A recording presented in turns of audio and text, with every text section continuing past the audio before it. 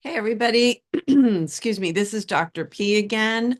I wanted to thank you so much for your thoughtful responses to the icebreaker and to the self-assessment.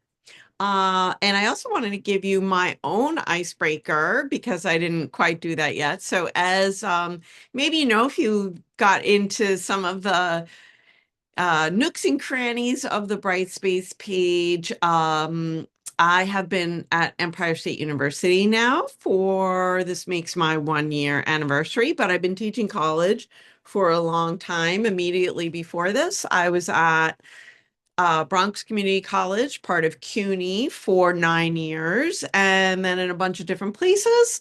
I've been teaching college since 1999, I think, and high school since 1997.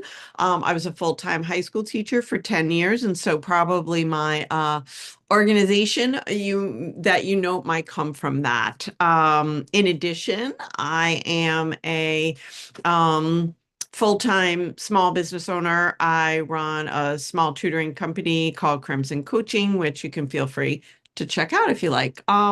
So what I'll be talking about today is addressing first a few of the nitty-gritty questions that you had about sort of how-to things for the course assignments. Then I'll be addressing some of the more content-related questions that you had in your self-assessment. Okay. So regarding the books, you only need to purchase 2 books, and I am sorry for any confusion about that. But you don't need to purchase any books. The 2 main books are on, you can borrow digitally from the library, and then the additional texts will provide links to them. Okay. So one of the texts today, I heard back from my supervisor, so I don't know whether you know this, but adjuncts, part-timers like me do not design the course. And I only just heard back from my supervisor today about a lot of the changes that I made. So please make sure to watch this video entirely so you can understand what some of the changes to the syllabus were, because I literally only got news of them this morning. So additional text you'll get via a link to a website. You won't get notes to help understand them. So if you need help understanding the text, you're going to have to seek help with tutoring that's offered by Empire State University. History, the discipline of history, uses the Chicago style, so please use that in all your papers. No, AI is not allowed in this course. Do not put anything into ChatGPT except if you need help understanding the assignments, as I discussed in a previous video. Sadly, there's not a whole lot of flexibility for the written assignments. If I were designing the course, I definitely would give that to you, but any flexibility that you have you'll see in the written assignments as they come up. There are recommended resources in the syllabus, so please check that out if you were the person who asked about students who wish to explore things further in depth. Self-assessment are personal reflection tools, as well as to guide feedback on future versions of this course. This course is pretty much designed as is, and sadly, there's not too much. I don't even have latitude to change the course, so it is what it is. The big changes to this course, especially if you printed out, as I did, a course schedule on, say, the day that this course started on the 2nd, there are some changes. We now only have quizzes in modules 3, 4, and 6. So no, you do not have a quiz this module, module 2. And you only have self-assessments now in modules 2, 5, 7, and 8. All of these changes have been updated on the course schedule and in the module openings, the module at a glance. So feel free to check that out.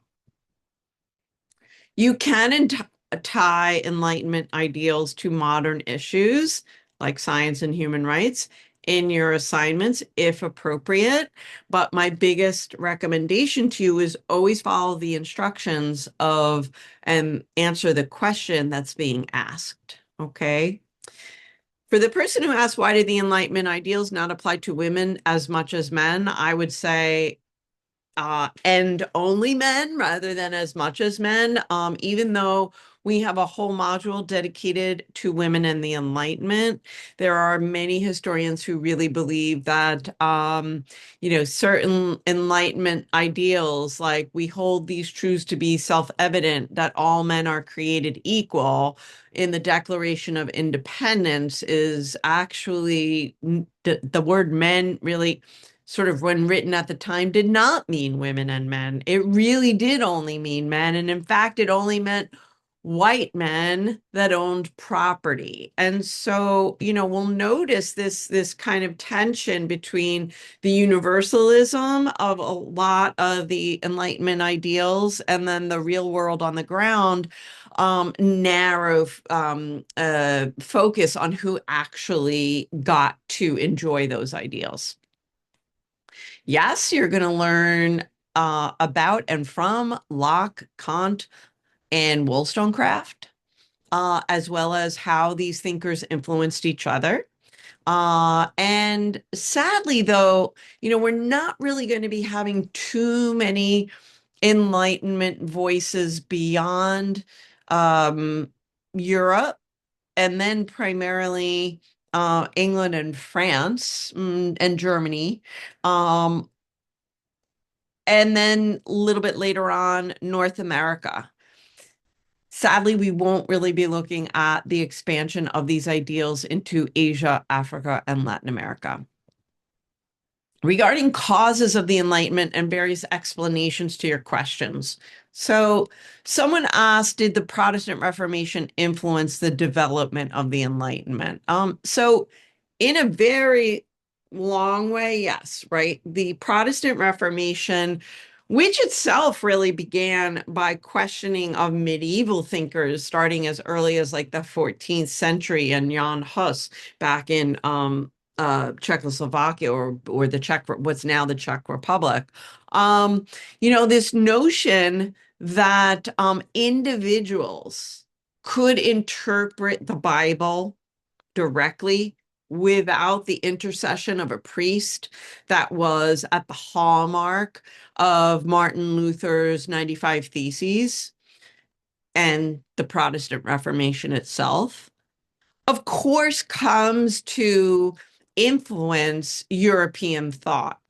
And eventually, 2 centuries later, is very similar to the notion of reason and observation, the observation that's at the heart of the scientific revolution of the 1600s and the Enlightenment in the 1700s.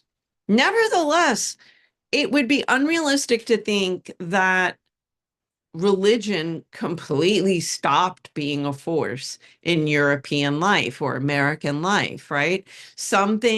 A force that had been in existence for 1700 years is not going to give up its hold on Europe overnight, right?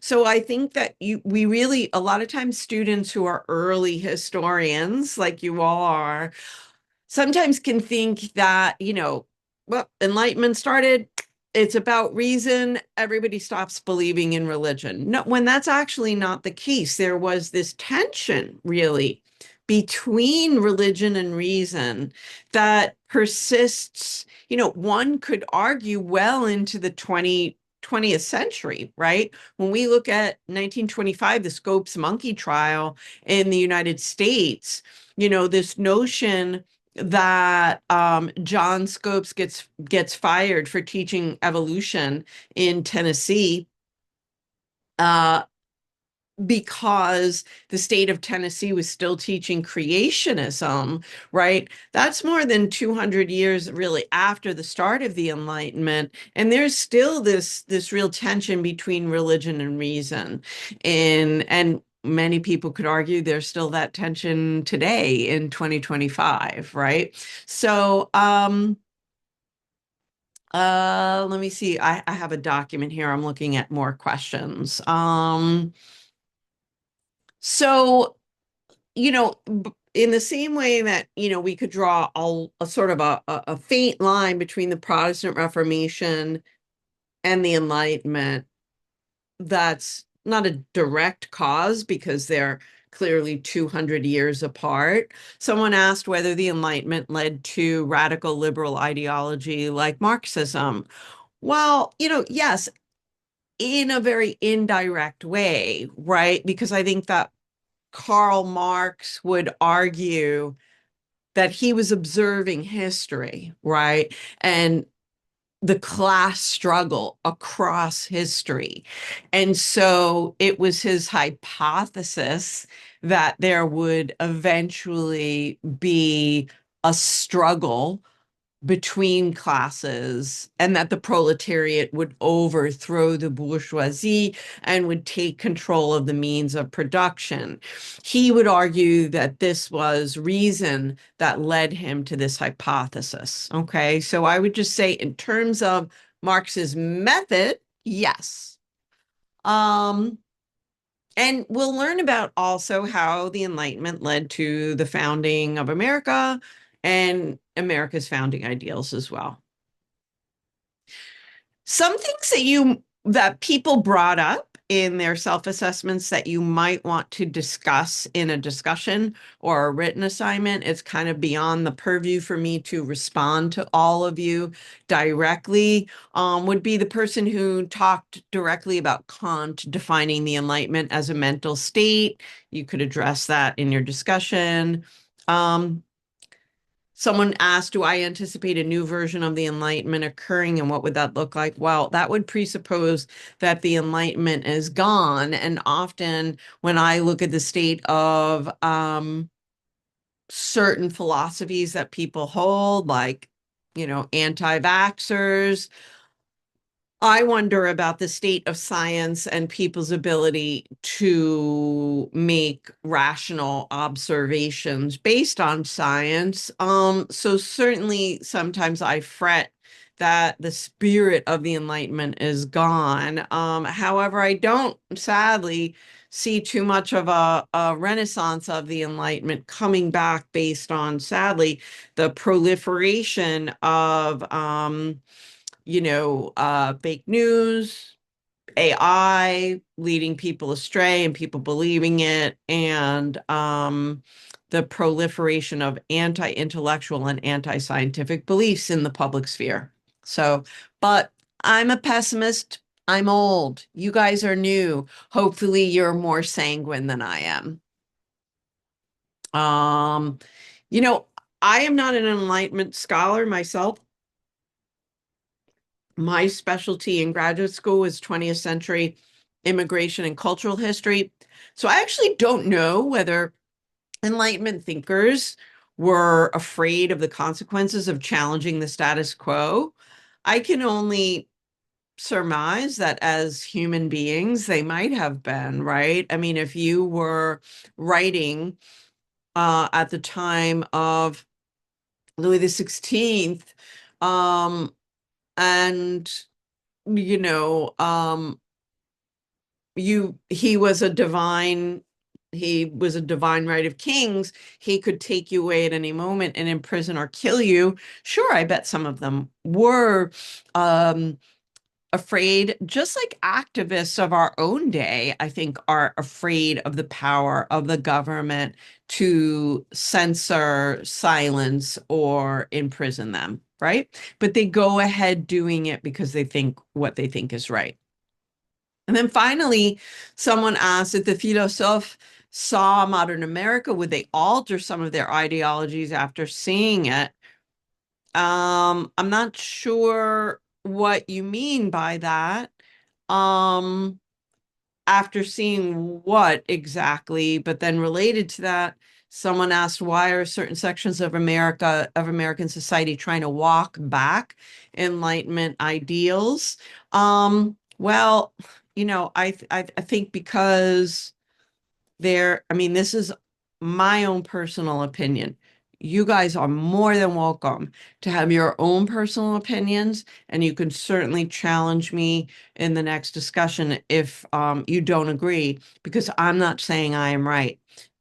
I don't know because I don't have a x-ray vision into people's hearts and minds. But I think certain sections of American society are trying to walk back Enlightenment ideals because there is money to be made and power to be had in instilling fear in people and in getting them to pledge allegiance to a person who says you don't need to think like an Enlightenment thinker. You don't need to apply reason to the problems of the world confronting you. Just follow me and you'll be okay. That's what I think. Or just buy this product and you'll be okay. So, that's my own cynical, perhaps, jaded view. But again, I could be wrong. So, anyway, that is all I have for you this evening. I hope you have a great night, and I look forward to reading your next assignments. Thanks. Bye.